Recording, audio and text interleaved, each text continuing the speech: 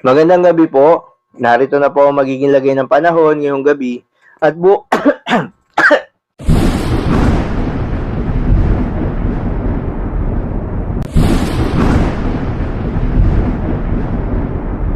sa kasalukuyan nga at ayon sa pag-asa, northeast monsoon pa rin o hanging amihan ang patuloy na nakakaapekto sa buong bansa.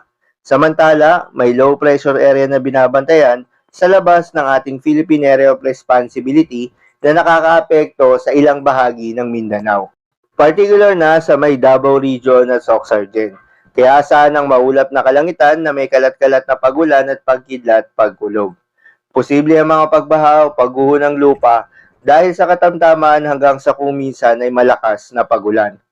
Itong low pressure area na ito, ayon sa pag-asa ay mababa naman ang tsansa na pumasok ng ating Philippine Area of Responsibility. Sa Cagayan Valley naman, Cordillera Administrative Region, Aurora, Quezon, Bicol Region, Eastern Visayas at Caraga ay asahan ng maulap na kalangitan na may mga mahihinang pagulan. Dulot naman yan ng northeast monsoon. Sa Metro Manila naman at iba pang bahagi ng bansa ay asahan ng bahagyang maulap hanggang sa maulap na kalangitan na may kalat-kalat na mahihinang pagulan. Dulot pa rin yan ng northeast monsoon.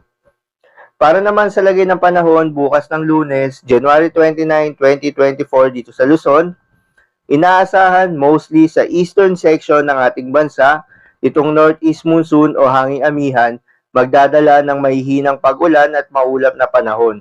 Particular na sa mga area ng Cagayan Valley, Aurora, Quezon at Bicol Region. Para naman sa Metro Manila at nalalabing bahagi ng Luzon, ay asahan ng partly cloudy to cloudy skies na may mga pulu-pulong mahihinang pagulan.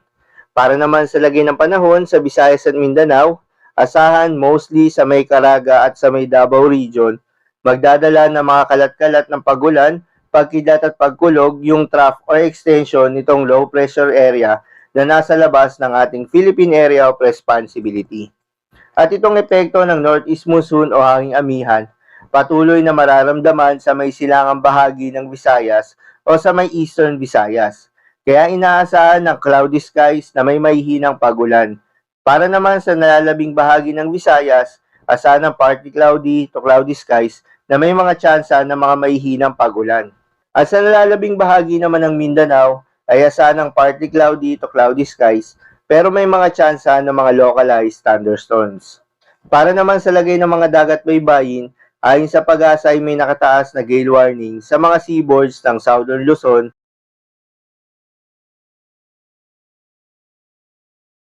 seaboards ng Visayas,